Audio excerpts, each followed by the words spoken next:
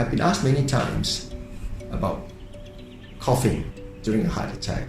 And I'm sure many of you may have read about this in the social media, whether they should cough during a heart attack.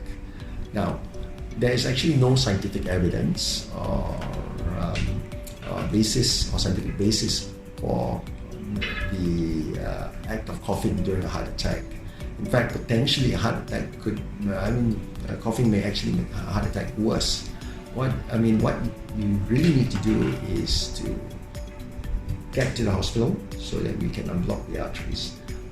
Coughing does not make any difference to that.